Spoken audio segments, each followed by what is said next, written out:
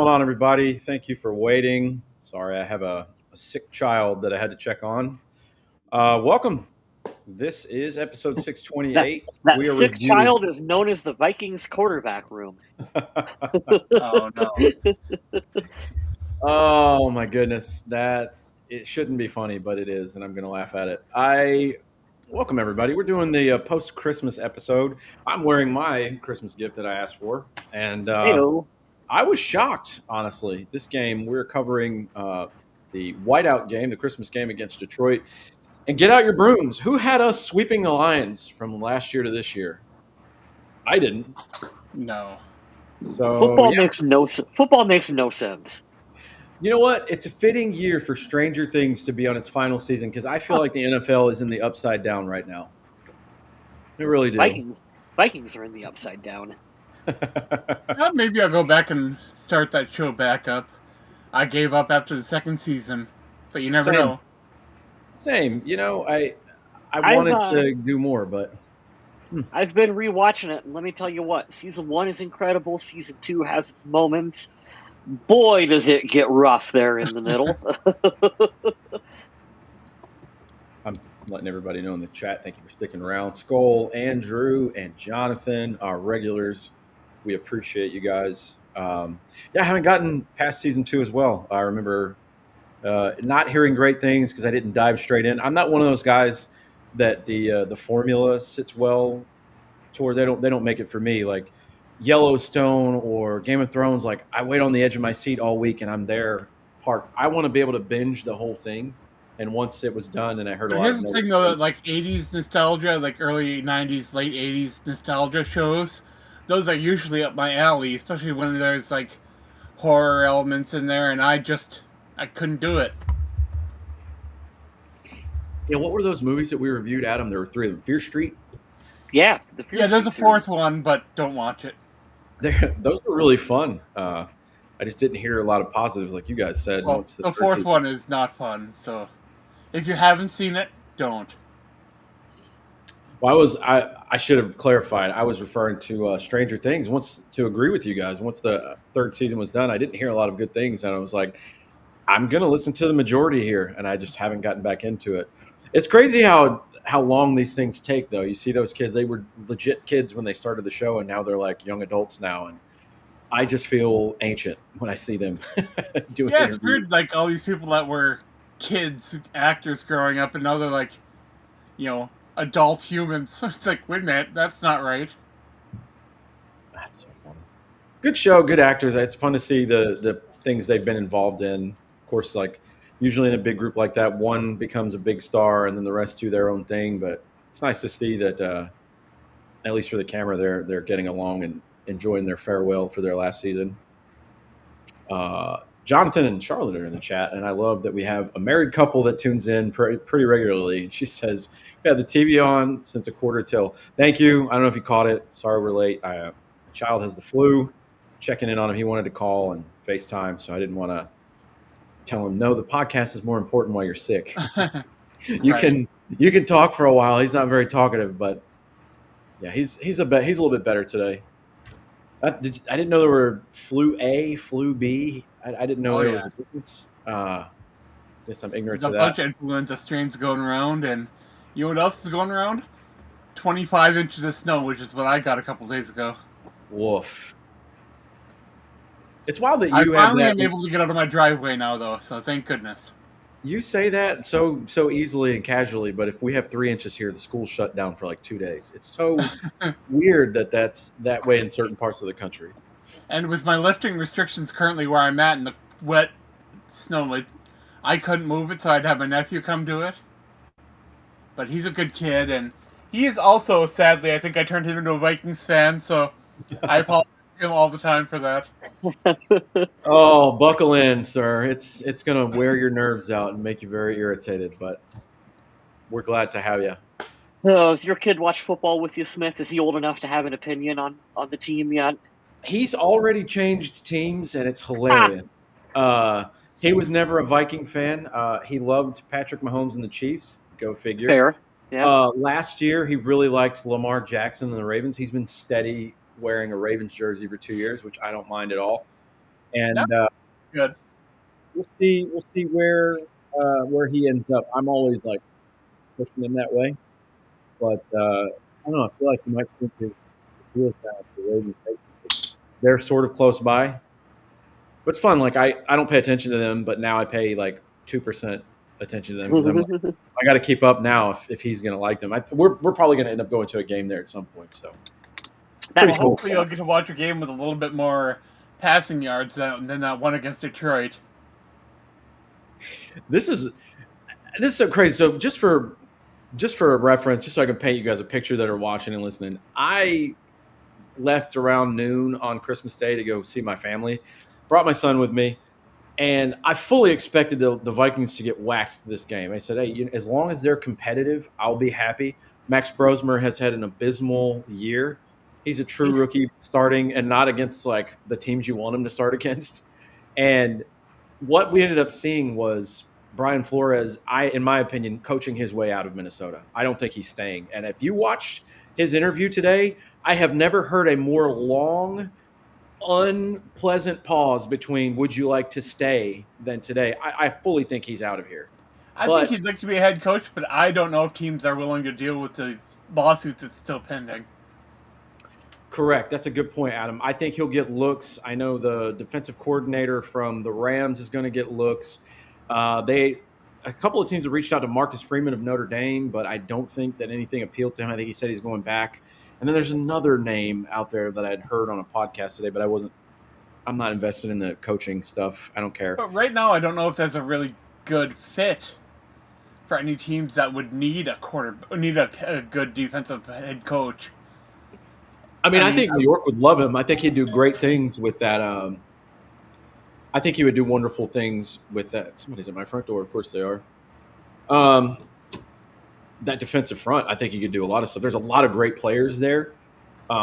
It's always a question to me with a coach like Brian Flores, what kind of players do you have? Do you have players that like to be coached hard? Do you have a GM that's going to tell people that they draft, hey, we're going to coach you really hard. Like, we're going to try to get the best out of you, and you're going to have rough practices. You're going to have honest communication, because that's the background that he had. That's one of the reasons why him and Tua didn't get along.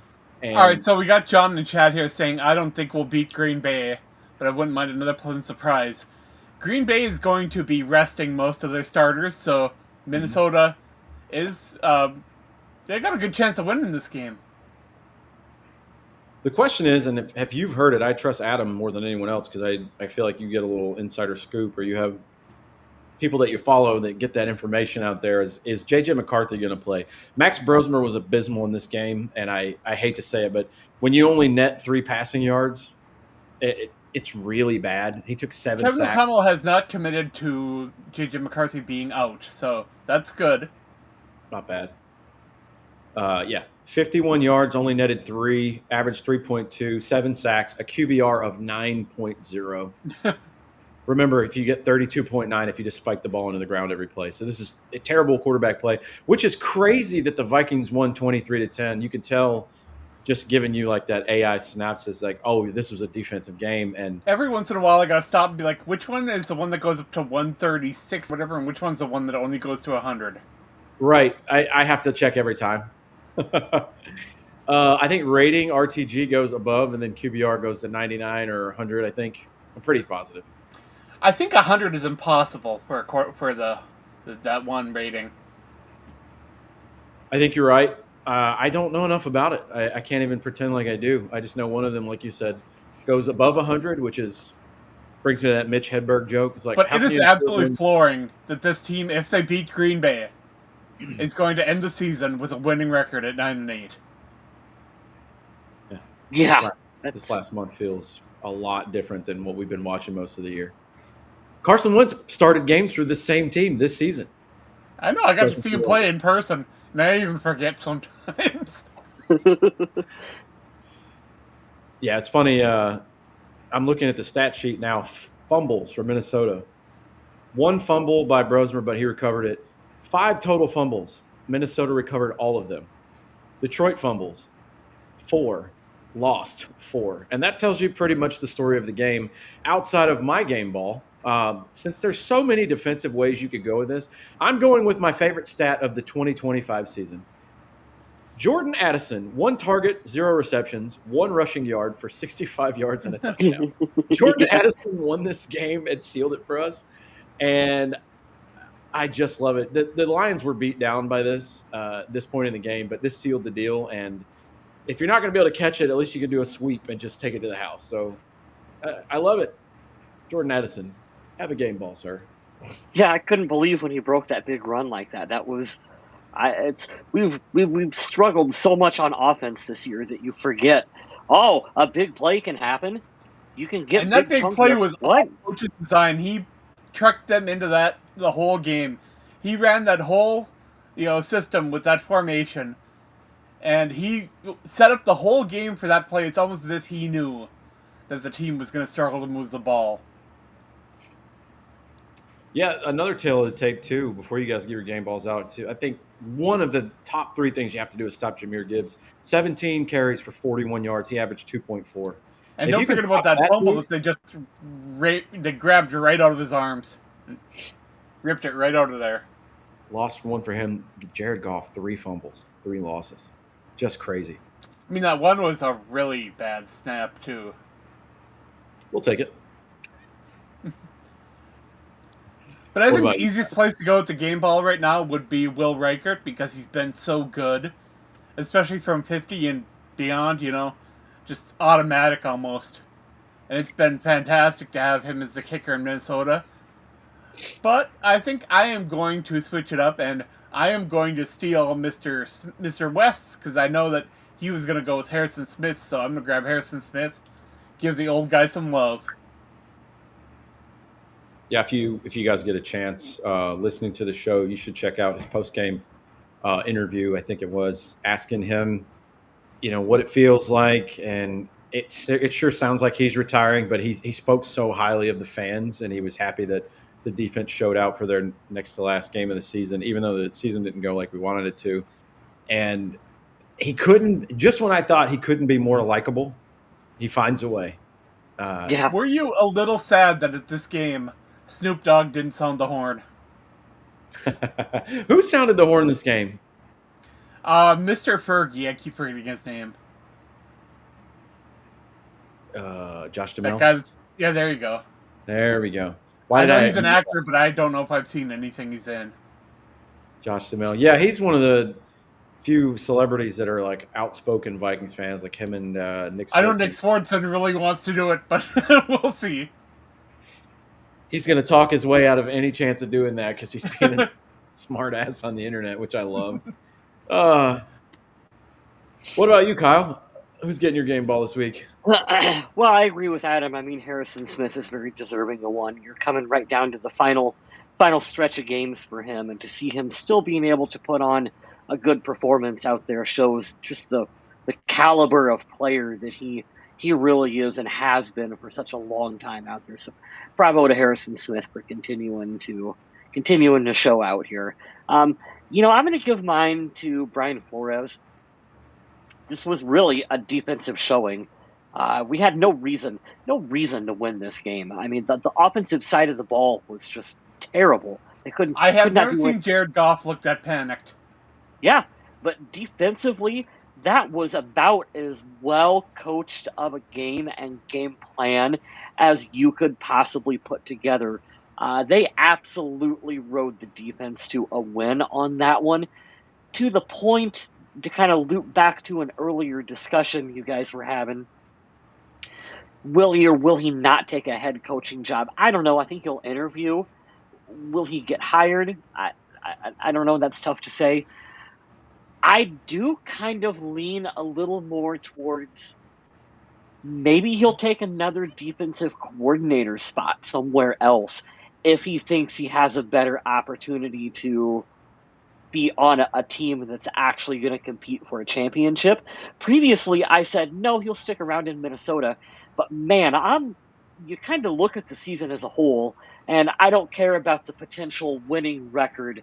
That's a stats lie. They're not telling the full story as to how bad this season was for the Vikings. If I'm Brian Flores, I'm looking particularly at that quarterback room with no immediate solution in sight for 2026 and going, hey, look at what I was able to do on my side of the ball. If I have an opportunity to go elsewhere and compete for an actual championship, maybe I take that.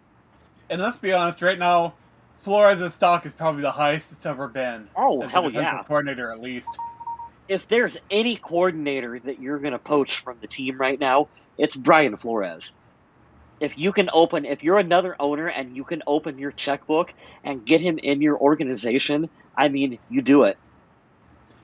I'd like to give away an honorary game ball to Kevin Williams, who was named one of the 15 Hell finalists yeah. for the Pro Football Hall of Fame.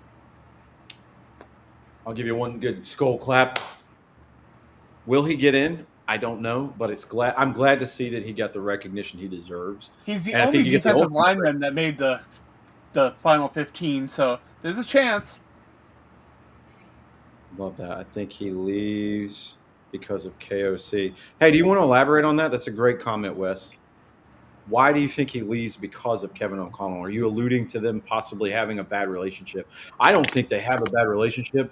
I'm leaning more towards Kyle's theory of I think that they probably see JJ I don't think it's McCarthy Kevin O'Connell. I lit. think it's the offense in general just being inept. Yeah. Yeah. And Colin Coward had a good point today. You know, they're talking about Flores and somebody else being top candidates for head coaching. They're going to get looks because they're on fire right now. You know, it's kind of like hey, we were 500 up until December, and then we won 4 games, and now we're the hot team going in the playoffs, Jaguars or whoever. And he's going to be the name because it's most recent. But the one thing that I took away from the podcast today that really made sense was I don't care if you finish the year 9-8. I want you on your side of the ball, depending on what you're known for, to do your job. And the offense hasn't done their job this year. The offense has been pretty bad. No, not at all. And there's context that has to be in that. I understand why. It's not fully to blame on Kevin O'Connell, but you look at, and the examples used on Cowherd today were, look at D'Amico Ryans in Texas. The first year, it's like, okay, you got a rookie. He does well. Next year, kind of wonky. He's like, what's been consistent the whole time there? That defense has been fucking awesome. That Houston Texans defense is wild. Honestly, if I'm in the AFC outside of Denver, that's one team I don't want to play. New England's dropped a couple. Buffalo's easy to beat. The Chargers definitely, sorry to my little brother, they're going to get one and done again because they're just depleted. And, you know, Jacksonville's all right. I wouldn't want to play that Texans defense. I can tell you that. I watched that game Saturday, and it was rough. But the NFC, Mike Tice says that the Packers are frauds. I love that. I tell you what, I'm sitting here just kind of thinking about where maybe Brian Flores would go if he had an opportunity to be a head coach out there. And if the Raiders, man, I tell you what, if the Raiders open their checkbook and they can make him an offer and bring him in, and you're sitting there looking at one of the top 2 picks in the draft and the ability to go wherever you want with that organization, that might be an opportunity that he could take. Yeah, a talented young running back, the top quarterback in the draft. It's got to be appealing. That's appealing. Yep. We should do donkeys before I put this on the screen. I mean, the obvious choice here is Brosmer, but I don't really have. I would love to pile on all the Brosmer hate right now, but I don't even. He didn't turn the ball over. He kept the ball safe. He didn't get passing yards, but, you know, I don't hate that he didn't turn the ball over. And after watching so much J.J. McCarthy with him having problems with turnovers, I'm okay with this. I don't hate it. I don't love it. I'd like to see a bit more passing, especially with Justin Jefferson needing 53 more yards to get 1,000. I want to see that happen against Green Bay. I never thought in a season I would hate a quarterback so much and then hope that they play the last game, but I want to see J.J. McCarthy in the final game, and I want to see that. I think he gives Justin Jefferson way more of a chance to get those 53 yards than Brosmer ever will. You know what's astonishing? Justin Jefferson needing 53 yards. We wouldn't even be talking about this last year. Like 53 yards for Justin Jefferson is like, you put that up in a half. You put that up in 2 plays, you get 53 yards. Right now, I'm sitting here going, I don't know if they can do that. Like, I don't know if they can find a way to manufacture 53 yards for Justin Jefferson, because that's how poorly this season has gone. But I one gotta for ask you. you guys, are you guys paying attention to what's going on with Kirk Cousins over there in Atlanta? Because he's balling. Is he? I know that I Atlanta won last night. I was That's telling all I my know. friend Kim. I was telling my friend Kim last Yeah, night. they She's just like, upset the Rams, right?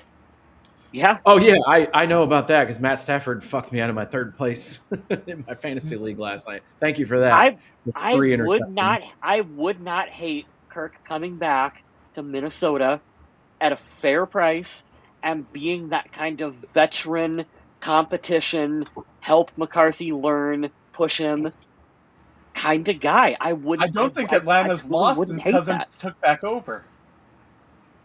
That's the thing. I'm opposed to it for a variety of reasons. One is it's never going to happen because Penix can't stay healthy, and that's why they signed him, not to be the most expensive backup. But we know Kirk. Kirk's not going to take a discount. I hate to say it because I know he's a good human and a He nice might. dude, Hold but on. he's He selfish as might. shit, man. He's selfish in that regard of, well, I need to get paid this and I need to do that, brother. I'm gonna let all my Kirk Cousins rage out over the last 8 years. You've Yeah, there's won only one two ways playoff I think game Kirk and you Cousins crumble signs in the somewhere. biggest moments. And You that's if can't. he's You the can't keep starter doing it. somewhere, or if he's making a buttload of money. Yeah, And I don't think either of maybe those he could would take happen in that, Minnesota. and maybe he would take that. I don't know. I can't say. It could make me eat my words now that he's had a little bit of humble pie because it didn't go well for him Yeah, I don't know. initially. I think the benching has maybe been a little more humbling than what you guys think. I do think that potentially Minnesota would be more of an attractive option. That, hey, he understands I've made my money. I'm probably not going to get the immediate starter job that I think I deserve. So I'll come into Minnesota and I'll be that backup, and I know I'm better than McCarthy. I know I can beat him in training camp. If it's a fair fight, I should win this fight with him and get that job. He might take that. The Well, problem is I that there gotta are get this teams out there point that need a out. starting quarterback. I got to get this point out because I keep trying to do it, but we keep getting excited and I keep missing it. And it's just going to slip away because I'm old and I'm going to forget. Who I want to do donkeys, but we can do them later or cares? whatever. So here's my thing. I wanted to give it to Brian Flores because I'm like, cool, you just coached your way out of Minnesota and I wanted you to stay. I'll give an actual donkey. Quessy for going and Kevin O'Connell for just giving this kid, again, for the 18th time I've said it this season, just handing a starting job to a 21-year-old kid. You don't do that ever. Here's my problem. I have a picture I want to put up here, and I'm going to tie this in. If you can see it, cool. If not, we'll change it. I'll try to change it Here, you around. can go click on Spotlight. I don't know where that is. I'll do it. So Here you go. here we go. All right. I saved this the other day from a group, and here's what we're looking at for possibility next year. It'll tell you right here your cuts, your trades at the bottoms, your drafts. Right at the very top, the very first thing, general manager Quessy. Stop that immediately. Get this man out of the building. Part of the reason this season has been such a pain in the ass is because the quarterback position was not addressed correctly. And if you'll look here, right under their quarterback, Spencer Rattler, I would rather sit on a glass bottle and hope it explodes. All right. This dude sucks. Tyler Shuck beat him out for a job, and you didn't even know who Tyler Shuck was, and he played 17 years in college. You should know who he is. This is a terrible take. I'm sorry, but I don't want that. I don't want this kid anywhere near there. And this is furthermore the reason why, and I know Kyle hates this, but you get a competent adult to come into the quarterback room. I'm open to Mac Jones. I'm open to Malik Willis. I'm open to Kirk Cousins. I am never in my life open to Spencer Rattler being on the Minnesota Vikings because look at what we have here. JJ McCarthy has proved absolutely nothing to us as fans in year one, other than he gets hurt a lot and he's very inconsistent. Spencer Rattler lost his starting job to Tyler Shuck. And that's what you want to rely the season on at the most I, important position? No. I'm baffled at that. I mean, it's McCarthy, Spencer Rattler, and Max Brosmer might legitimately be a worse quarterback room than what we have right now. It might be one of the worst in history. I wanted to throw that up today. Who made that?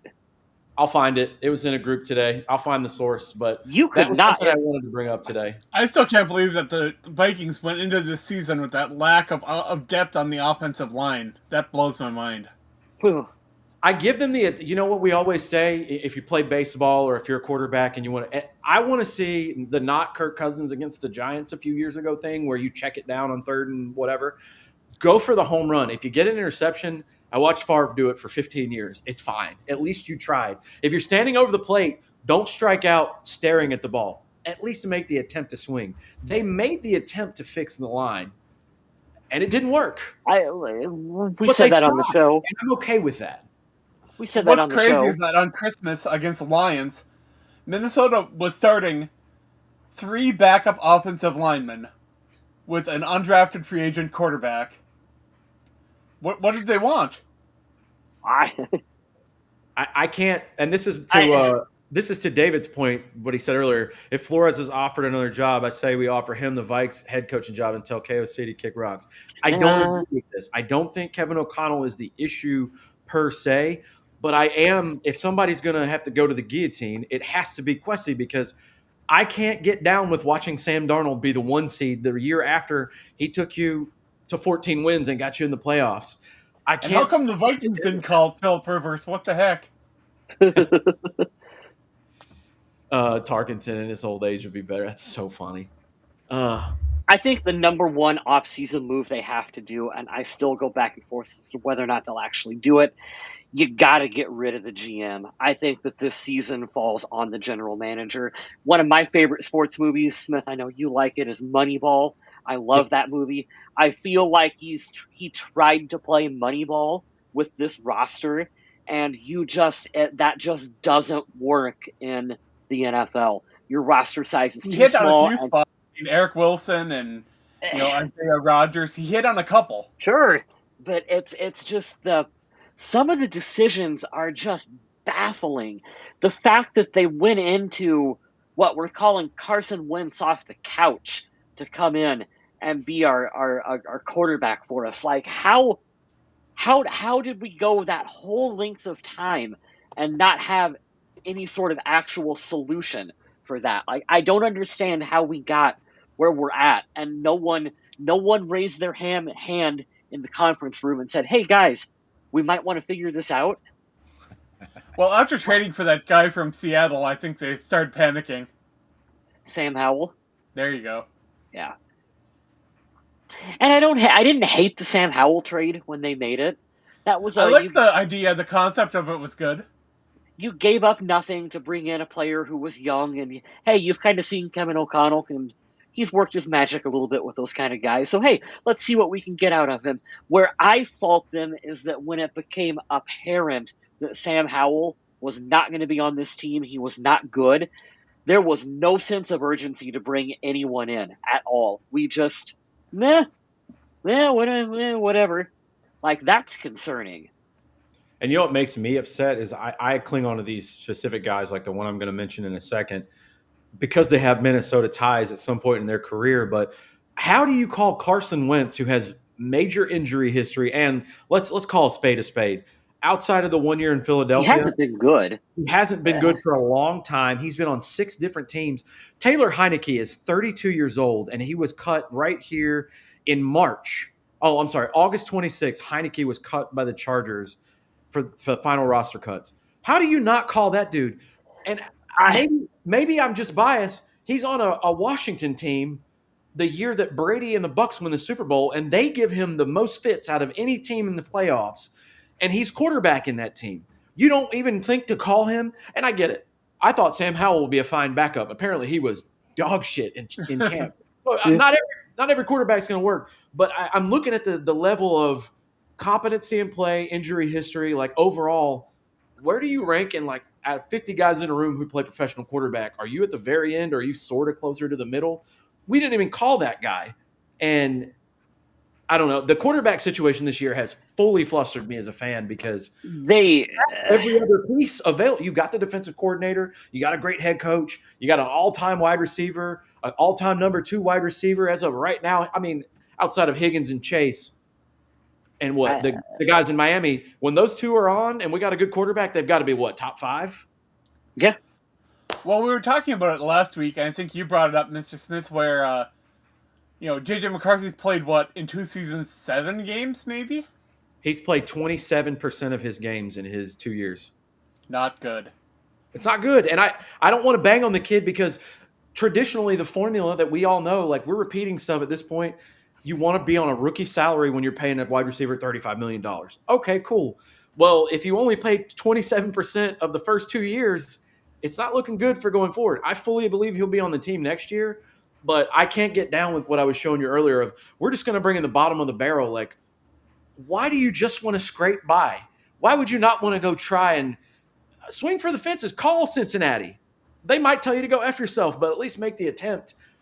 But here's the deal. Do you think Minnesota is there right now? Like in that, do you think they would have a championship window if that happened?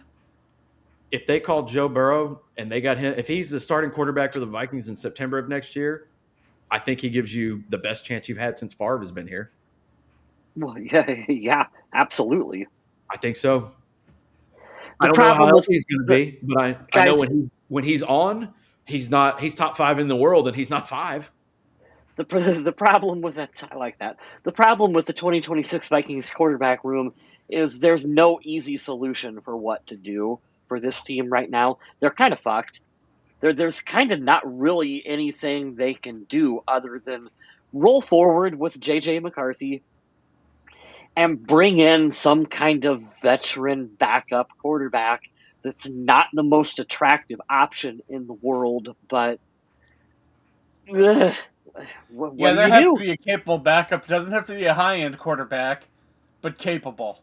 Well, can we also say this too? If they don't go and get a serious, like this is why I'm totally on the Mac Jones, Malik Willis train. If they go and get a Spencer Rattler and they fuck around and have another year like this, Kevin O'Connell's job's going to be on the line. Like it's not going to be a maybe. You're 3 years into J.J. McCarthy and we still don't know what the hell's going on.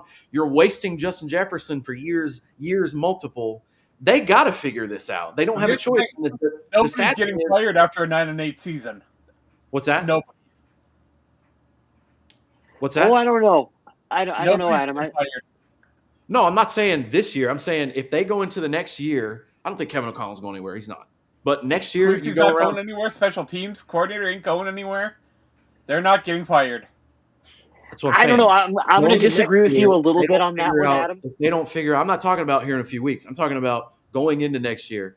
If they don't address this quarterback situation in March heavily, and they keep doing the bottom of the barrel shit with Sam Howell and Max Brosmer and McCarthy, their job will be on the line next year because I don't trust that J.J. McCarthy's going to turn around and look like Peyton Manning next year. I just don't.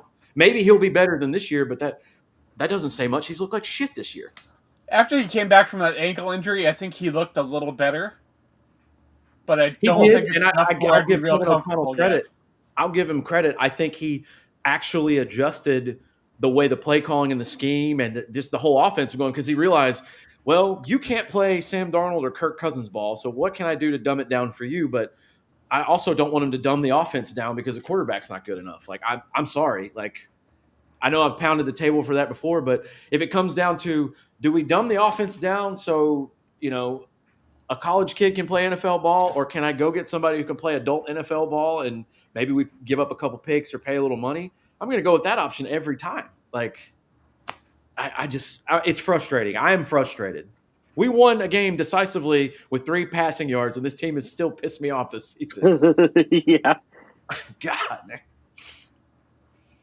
I keep coming back to it. This is the first time in a long time, and I don't want to sound like I have all the answers for the team, but I am legitimately looking at 2026 going, guys, I don't know.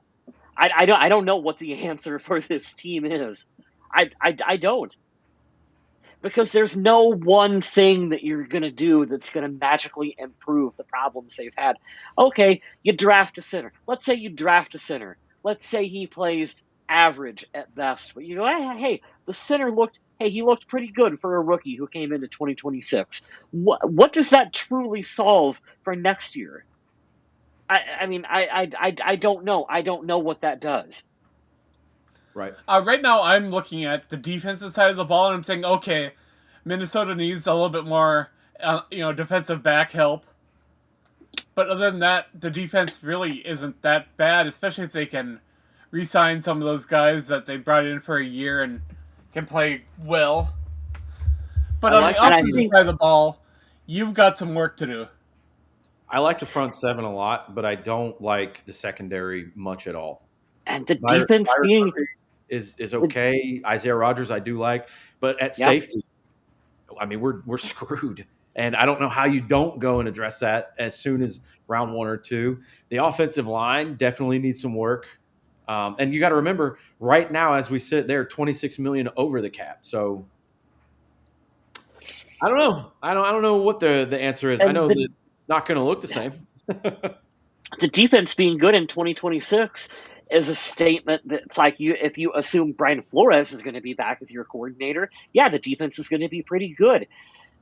If he leaves, okay, so we've seen them strike out big time with Ed Donatel, and then they had to go get essentially the best free agent defensive coordinator to come in and fix that shit. So, in my opinion, you got Steiner math tells me a 50-50 shot at best that you're going to have a terrible defensive coordinator again next year. Like, I don't know if Brian Flores is gone. Whoever they bring in is not going to be Brian Flores, that's for sure. No.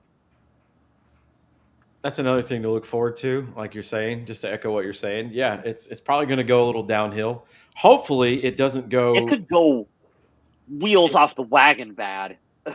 Yeah, it could be really bad. Hopefully it doesn't. I hope not, but it's tough. It's tough. You just want to get somebody competent. What I hope they don't do is that whole thing that a lot of teams like to go and they're like, yeah, we're just going to keep it in-house. We like this guy. No, if there's a better dude out there, which there probably are, otherwise he would have been your DC, you go get him. But that's the one thing about this coaching staff and this management team is I know that they're not as stingy as other places like the aforementioned Cincinnati Bengals. They'll actually pay people, which is nice. Hopefully. I say that, and then they won't do it. They'll bring up like the special teams coordinator and be like, you coach the defense now. And what's nice is that, with the Wilfs being so invested in the team, both mentally and financially, I don't think they're willing to be cheap when it comes to their team because they know this is their bread and butter to make money right now. Can I make the stupidest statement on the show that you will ever hear? Let's hear. I'm so excited for this. Does Kevin O'Connell, does he make the phone call in the offseason to Bill Belichick? Do you want to be my defensive coordinator, Bill? What are you thinking? You're not gonna beat him. Like, I can hear that now. He's like, you're not gonna. No, I'm not taking orders from you. Thanks. Adam, do you remember years ago when the Vikings didn't have a GM and they had that weird triangle of power? Oh my goodness! You remember when that went on? Could you imagine trying to bring Bill Belichick into a team and like, hey, you're going to be my defensive coordinator, but you don't have say over personnel? Oh boy! Good Lord.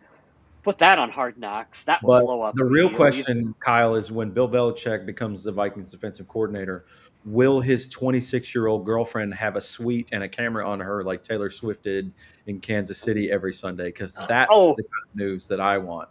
Yes, I would. My bad. Never mind. She'll be on the sideline. She can help call plays. She's very pivotal in everything that happens. Yeah, that'll be cool.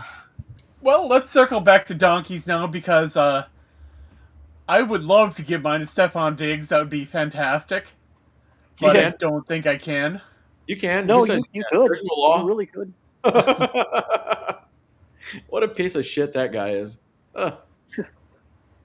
Good Lord. Such a mess. That whole Diggs family, and then his brother gets cut by the Cowboys the same day all that comes out. I'm not even touching his brother from getting waived from Dallas. Like, I don't know anything about it. I just know that when, as Kyle alluded to, the Vikings put out a video 10 years ago where everybody says vehemently, we don't want him anywhere near our sister. Not even jokingly. They were just they didn't even look like they were kidding. Adam Thielen's response as his opposite teammate on the side of the field was like, 100% Diggs. I was like, damn. He was like, no hesitation on that. But at the time, it seemed so harsh. Oh, if you don't have the Diggs news, I don't know I don't think we're going to talk about it. We're not going to be the guys. No, I'll say it. I'll just keep it PG on here. He has felony strangulation charges allegedly against him, and it's of course his camp says we're going to figure it out. They're going to try to pursue a monetary into this outside, which tells me that it probably actually happened, but allegedly. But Adam Schefter reported it today. Felony, crazy, and then what we were talking about earlier with the Vikings and over unpaid wages. That's the thing. Oh, I didn't even know what it was It's about. over unpaid. It was a personal chef, I believe. Don't quote me on that. Who was like, "Hey, you were supposed to pay me weekly, and then you stopped doing it. Can I have my paycheck?" And then he allegedly, what happened during an altercation. And let's not forget the whole incident where he's not responsible enough as a grown man. I'm not telling you that him dating Cardi B or whoever he was dating is wrong. Like, you can date whoever you like. That's celebrity shit. I don't really care about celebrity that. Shit. You're gonna do celebrity shit. You want to get looked at and ooh-hawed all the time, like whatever. That's not my thing, but you do you. But to not have the wherewithal that you're on a football team and you're passing around drugs, knowing there's cameras around. Yeah. And then that's the third thing. The fourth thing was, remember, this was a story that was printed. He had 2 women at a hotel on different floors. Oh, that's right. And he was going in between. Like, what a shitty human being. You know what's crazy is that gotten away with that crap so long. As an outsider looking in, the Minneapolis Miracle should have cemented Stephon Diggs as a legend in Minnesota for the end of time. All you got to do is just, well, for many reasons other than this, just don't be terrible. Just don't be a terrible person, and you are set for life in the state of Minnesota. It's true. I think you would right now, like people in Minnesota would probably still cheer for Adrian Peterson and support him, and he's done some pretty bad stuff. Yeah. Yeah, not some proud moments there. I don't know. No, Chris Cook, keep him away. Oh God, I haven't thought about Chris Cook in forever.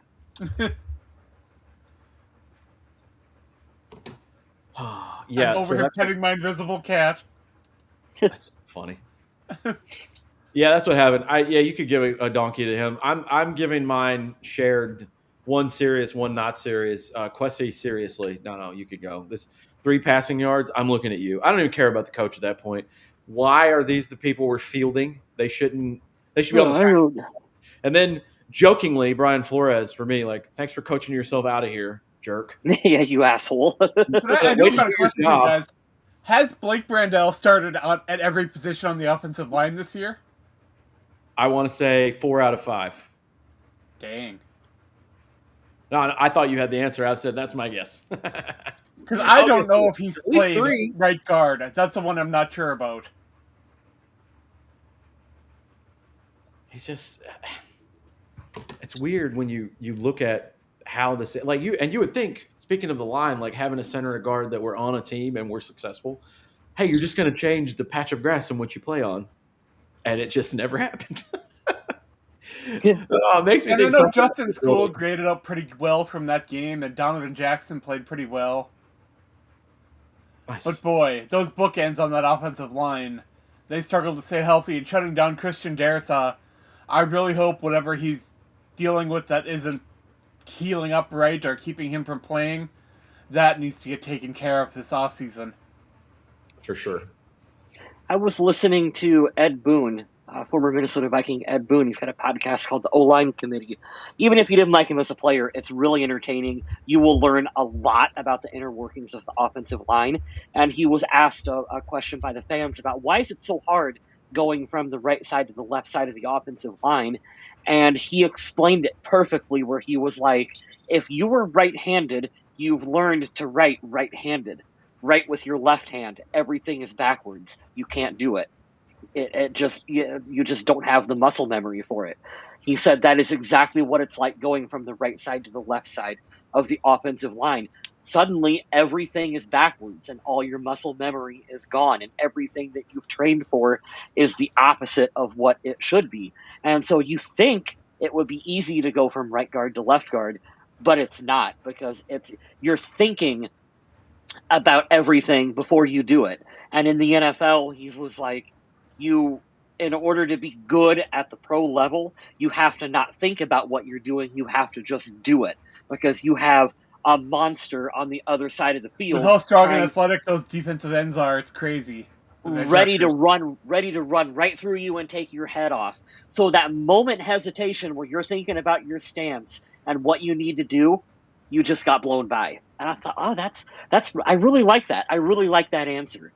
And being a fat guy who's lost a lot of weight, I still lose my center of balance all the time. And when you're playing offensive line, it's kind of the same thing, because you're trying to figure out where to shift your weight to keep the defender from pushing right through you.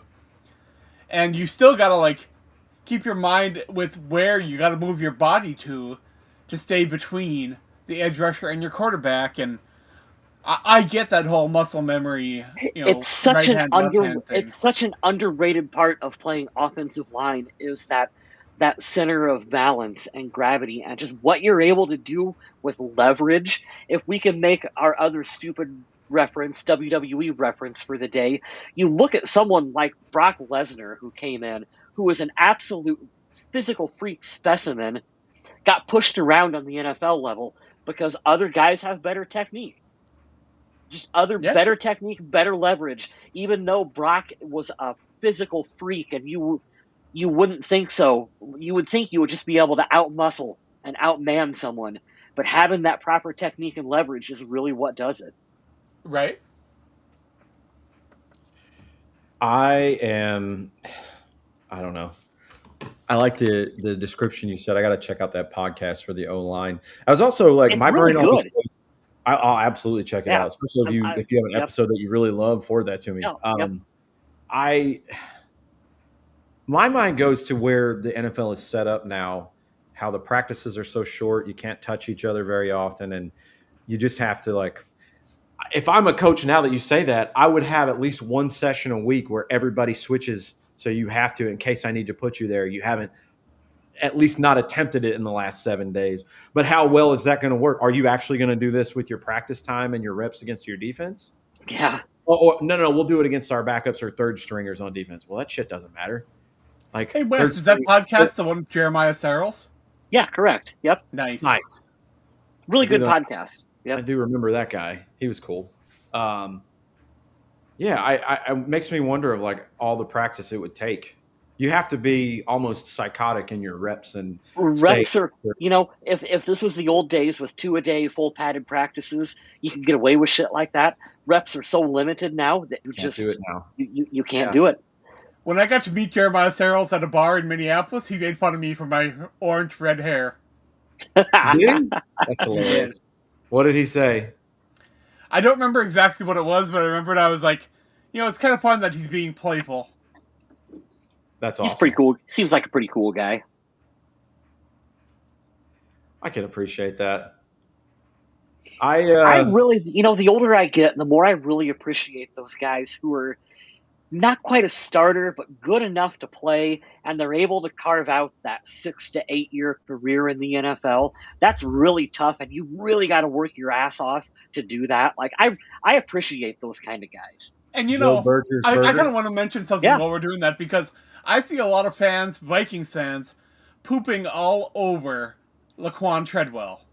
And you know what? He's still in the league. He's still grinding. He's still playing. He's living his dream. Good for him. It sucks that he didn't work out of the first round pick. That's terrible, but good for him. I won't knock on the guy. Like you said, he's been in the league for 10 years now? Yeah. How can you be upset at somebody still working out? And I would do the same thing. I just don't understand where that would come from to be I got to be angry about this. Who cares? I'm not angry with him. I still don't understand. I still don't understand why it didn't click with him, as the way you expected. Because on tape, on paper, he looked like his skill set should have translated at least to a more dominant slot receiver in the NFL. And I just don't get why it never quite worked out for him. I mean, don't get me wrong, I wasn't like expecting him to be in number one or anything, but I wanted him to be a regular contributor. Yeah, especially with his body type. I was very excited when he got drafted because he looked like a monster in college. But Yeah. oh, well, it came out a couple days ago. I think the NFL is completely messed up for not putting the Niners and the Seahawks as their last game of this regular season. I think that's really stupid. The Panthers and the Bucks fighting for the NFC South. It's like a paper champ kind of deal. Terrible. We can talk about that, but the Vikings will play at 1, and we've already mentioned the Green Bay is going to be resting. Interestingly enough, if it ended today, they would travel to Chicago. And I always find it funny when, of course, there's going to be a division that has more than one team get in, but when it just starts off with, hey, I know the regular season just ended, but you have another division game, like those suck. But you know what that Yeah. means? That means that the NFC North will finally win a playoff game. That's a good point. That's a good point. I didn't think of it that way. Let's look at it. I'll let you guys filibuster. Playoff picture for the NFL right now. I had it memorized, but I want to make sure I have it correct. Does Seattle have the top seed right now? I believe, yes. Right now, the Broncos and the Seahawks are the number 1 seeds, respectively. In the AFC, we have Broncos, Pats, Jaguars, Texans, Chargers, and Bills. Still in the hunt, the Steelers and the Ravens, they will play. I believe whoever wins is in and the other is out. As it sits right now, in the hunt, the Panthers and the Bucks, so they're going to play for the right to host a playoff game, which I vehemently disagree with. In the NFC, Seahawks 1, Bears 2, Eagles 3, 49ers 5th, Rams 6th, and Packers 7th.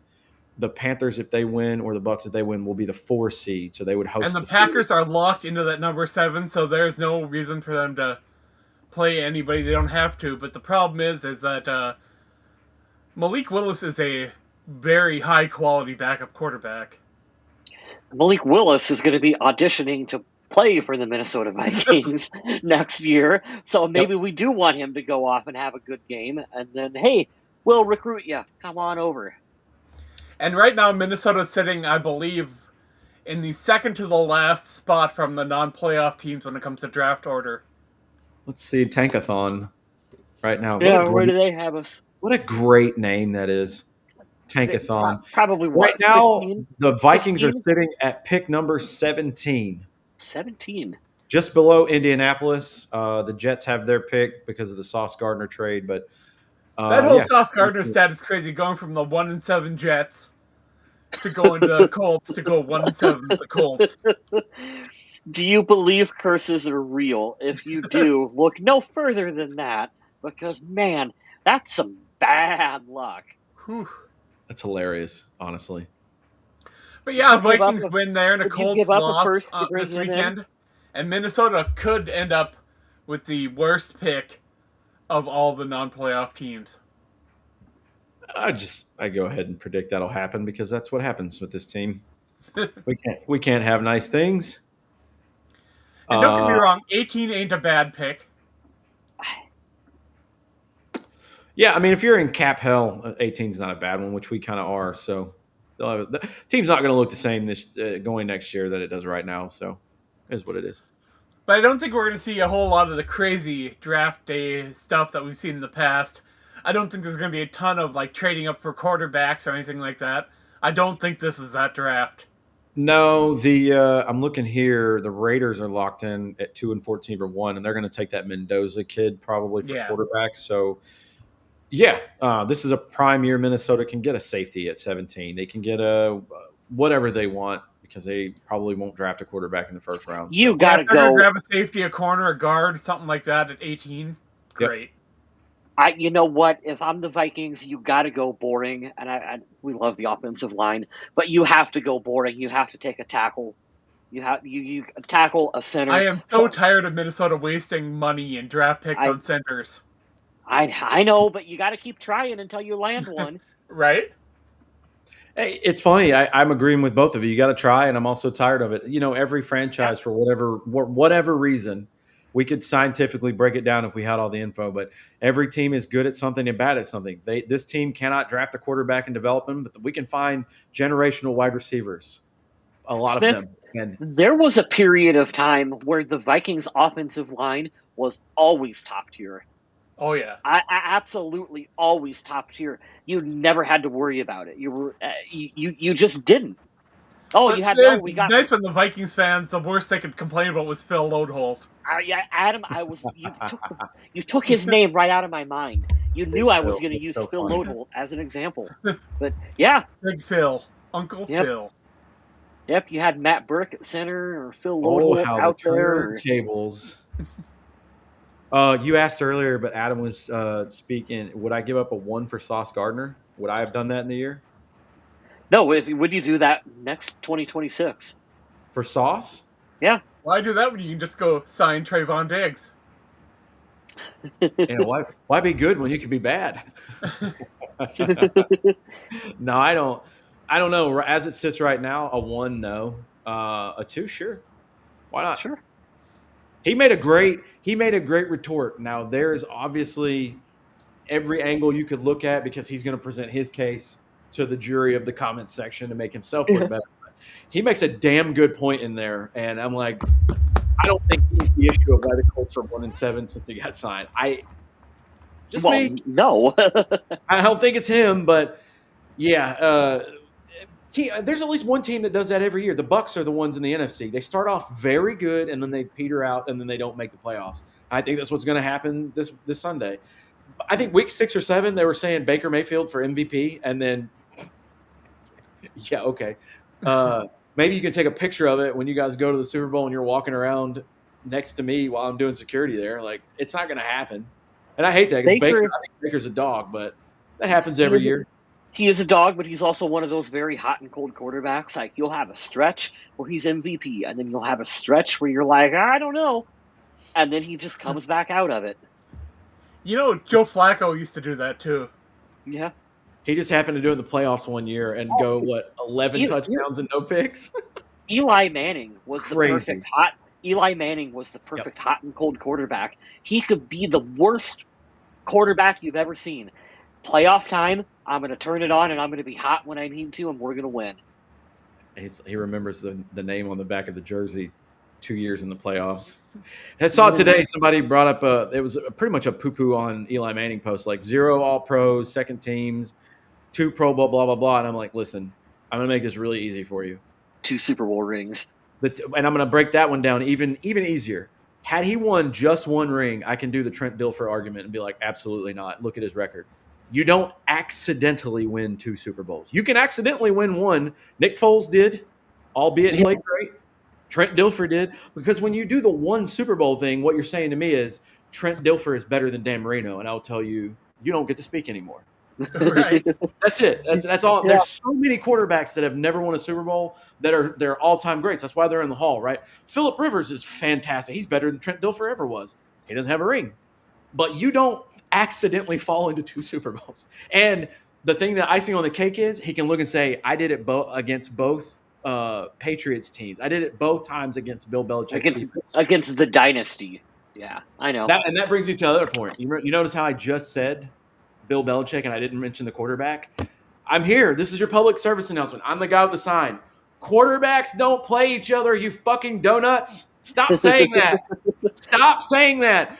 Jalen Hurts is 9-0 against Matt Stafford and blah, blah, blah since 2020. No, he's not. It's such a slap in the face to all the defensive coordinators. He's 1-1 against Mahomes. No, he's not. He plays Steve Spagnuolo. Give him the credit because he's an evil genius and one of the best defensive coordinators we've ever seen. So how do you feel about quarterback wins as a stat? What's that? How do you feel about quarterback wins as a stat? I don't like it. You could play dog shit all game and then win a game just like ours did Thursday. Because Max got one. Yeah. Yeah. There's just more context as in won the game. Oh, he's better. No, that's not it at all. Don't do that. But Max beat Jared. Yeah, he did. Christmas Day. Yeah, he did. He's like, here's my 3 yards. Hold him. I mean, to be fair, Jared Goff did turn the ball over 4 times. Had a rough day. When you look at the stats here, it's really crazy. I'm looking at the sacks. They both had – so Minnesota had 5 sacks. Detroit had 7. 8 quarterback hits for both teams. Passes defended 2-5, 5 for Minnesota. So you're having all these, like, the defenses were playing decent. It's just one was playing a little bit better, and then one team just said, you know what, we're actually going to hang on to the ball today. That's crazy. Turnovers, man, they're killer. Coming into the league, I was a little down on Aiden Hutchinson, but that guy's a baller. I hate him. I didn't want him to be that good, but he is. Here's my question. I don't mind admitting when I'm wrong, and I was wrong. Yeah, I like it. Here's my question in the show. Is Myles Garrett going to be the new sack leader on Sunday? Because Pittsburgh essentially threw the game away to make sure he didn't get that, which I think is stupid. Records are made to be broken. You should probably want to win the game and secure your playoff spot, but I don't know. Who do they play? Who do the Browns play? Let's look. I can tell you. The Cleveland Browns. Gamecast, Cleveland. They are playing the Bengals in Cincinnati. Yeah, I think every division has two matchups there, right? I believe so, yeah. They usually always end division games last. Yeah, I think he would be too, because that O-line has not done Joe Burrow any favors for 5 years. Yeah, he's getting that. Getting that. Oh, it's crazy. It's not one of those two, like last year, if you're a nerd like me and you just remember random stats, Khalil Mack had a 5-sack game and he was at the top. Like, just another random year, like, damn, Khalil Mack was third in sacks? I don't even remember that. Yeah, because one game he got a third of his sacks. No, this is Myles Garrett. He absolutely, like, if anybody takes it over, I'd be like, yeah, he probably deserved it. Yeah. Pretty good. I hope he does. I was hoping he would do it at 25 sacks already and make it possible to break it. You always have to factor in. What are you hoping to see in this final Vikings game of the season? Same thing I've been saying all season long. I want to see a healthy J.J. McCarthy go out there on the field and continue to look like he's making positive steps moving forward. That's really the only thing we need to see from this game. I want Justin Jefferson to get 1,000 yards. Literally, I don't care about anything else. What is that stat that if Harrison Smith gets one more interception, he becomes the safety that's got the most interceptions and sacks or something like that? Yeah, it puts he has him 39 interceptions on his career. I'd love for him to go out with an even 40. That'd be cool. Yeah, and that puts him with only, 2 other players who have that same stat line? He's got 21 and a half sacks in his career as well. Are we sure that he's going to hang up his cleats after this season? I don't know, guys. I still think that... We all agree that if he said he would come back, we'd be like, absolutely come back. Yeah. Absolutely. Okay, here's the thing. Absolutely come back, but I don't want you as a starter. We just to save the physicality on him. I don't think he needs to be starting for us. But if you want to come back next year and be kind of a part-time rotational guy, I'm okay with that. Or, like I said, I'm more okay with, let's see where the Vikings are at. If we're making a playoff push down the line, Harrison Smith wants to come out of retirement week 7, week 5, week 6, week 7. You want to come out and gear up and get going for us? Yeah, I'm okay with that. The only thing I don't want is I don't want Harrison Smith to play for another team before he retires. He won't. He won't do that. I hope. I'm with you on that 100%. He's like Chad Greenway. I could never imagine Chad Greenway playing for any team other than I want Minnesota. Harrison Smith in that Vikings Ring of Honor. That's the only way I would be okay with that is if let's say he did retire, and let's say Buffalo is just like murdering. It's finally going to be the year, and they say, "Hey, we need safety help because X or whatever." And he did. What's the guy? Eric Weddle came back and helped the Rams for like 4 games. I wouldn't hate that, but I don't want him to play a full season anywhere. Like it would have to be stipulated. I know. Who is that running back that has like 3 rings but didn't play in any of the games? LaShawn McCoy. Yeah. Yeah. And it sucks because he was like an all-decades running back. But, yeah, dude, I had the same stats you did in those games. Smith, I kind of hate to agree with you a little bit because I don't want to see Harrison Smith play for any other team. But if Brian Flores takes that head coaching job or even a defensive coordinator job for another team and they're headed into the playoffs and B-Flow calls up Harrison Smith on the phone and says, hey, I need a thumper out there at safety. Can you give me a 4 or 5 game stretch? Man, I wouldn't hold him against him if he could go out there and chase a ring and do it. I wouldn't. Can I make this has nothing to do with Harrison Smith. I didn't mean to steer thunder on that. I just know you'll laugh at this stat because I heard it today and I couldn't believe it was a thing. Talking about Harrison Smith, obviously he's Ring of Honor, like no question. He should get looks at the Hall of Fame. If anybody's objective, they should give him looks when that time comes. This is the funniest thing of the year. So what I said, my favorite stat of the year was, I'll say offensively, Jordan Addison, 1 rushing yard for 65 or 68 yards and a touchdown. He didn't have a catch all day, but he had 1 play, and that was it. My favorite defensive stat, the New York Jets heading into Week 18 have 0 interceptions. They have 0, and they hired the defensive coordinator from the fucking Lions. That can't be a real stat, is it? It is a real stat. Has that ever happened? Well, here's the thing. I stole this from Rich Eisen. Shout out. I will always sing the kudos and praises because I just love the way that show is formatted and everything. But he's a Jets fan, right? He's like used to the misery. And he's like, if you're gonna, or Colin Cowherd said, Rich gave the stat, Colin Cowherd said, if you're gonna be a coach of a team and you're gonna be a specialist, like, you know, Kevin O'Connell's definitely an offensive guy. Brian Flores is definitely a defensive guy. Your side of the ball has to at least be sound and like, hey, I did my fucking job. Like, sorry I whiffed on this guy calling the plays, but whatever. That was kind of how you knew when Mike Zimmer's time was up, when, like, if you're the defensive guy and your defense isn't very good. But you know what that reminds me of? Have you guys ever seen Mr. Deeds with Adam Sandler? Oh, yeah. It's been a while. Like, yeah. Deeds is talking about how he loves the Patriots, and then the pilot's like, you know you own the Jets, right? He's like, well, that sucks. I love that he always sneaks in some kind of Jets, or he's always got these little references in every movie. That's so funny. I forgot about that. This is my favorite comment of the night. I love all of y'all for sticking around for our nonsense. But he said, we haven't won a game 3-0 this year yet. Maybe Sunday.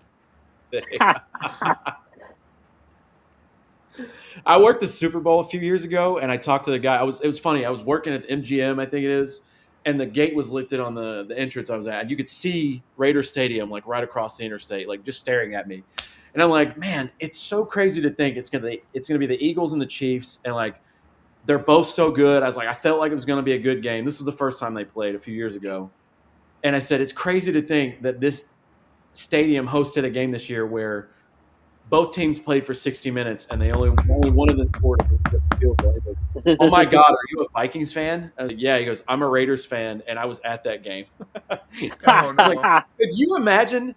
Like, I couldn't imagine being on the opposite end of, like, where we fly into a stadium and we just don't score any points.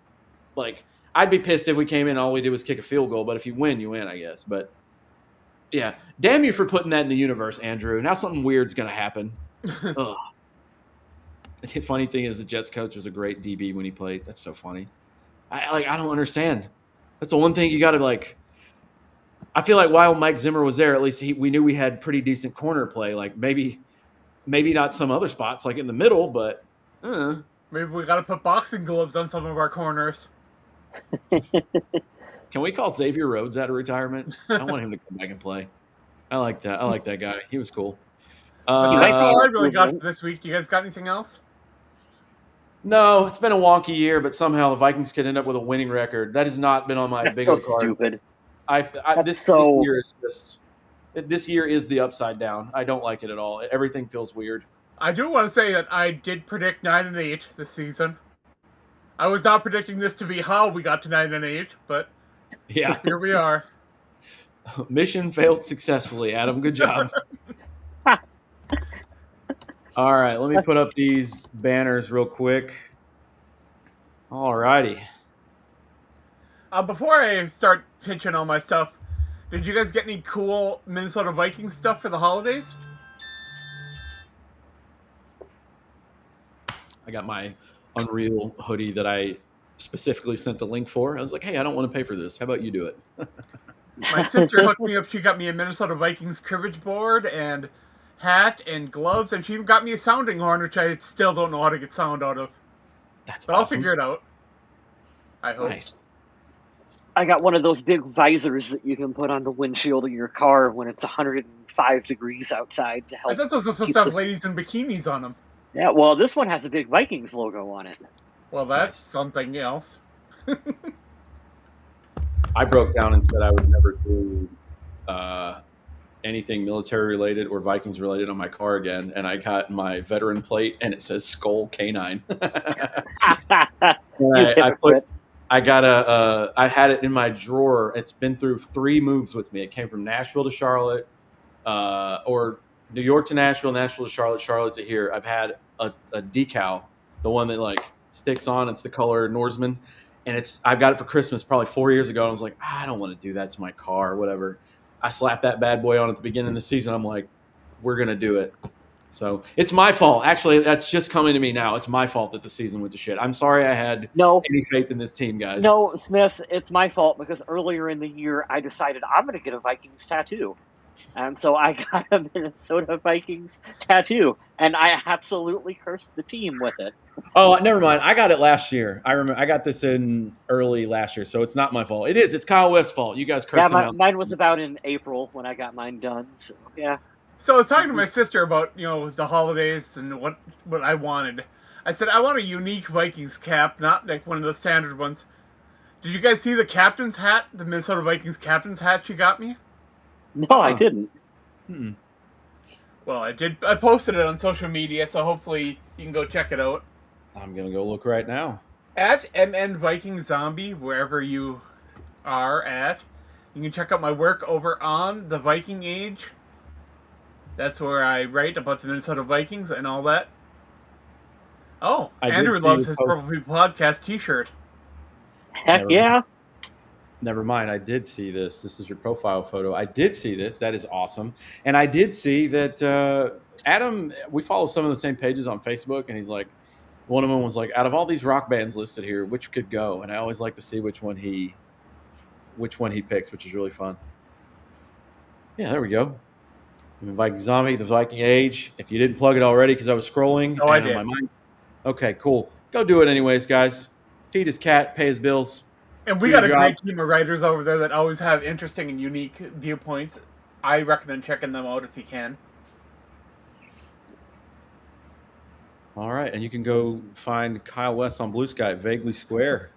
West hates talking about his stuff so much, it's hilarious. I know. That's why I'll be honest, I don't hardly post much on social media, so you can follow me if you want. Well, I won't steal Adam's thunder. He always leads us out on the show, but I will say thank you guys. Merry Christmas. I hope you guys have a happy New Year. Be safe. Don't be dumb on New Year's Eve. And we'll be back to talk about the Green Bay game. We absolutely will, and hopefully it'll be a W, and Minnesota can end the season with a winning record. I know there are still fans out there that are rooting for that loss, and I will never be one that's like, hey, let's lose to Green Bay. Yeah, no, don't ever want to do that. No, we're good. But yeah, we'll be back to talk about that game. In the meantime, stay classy, Minnesota.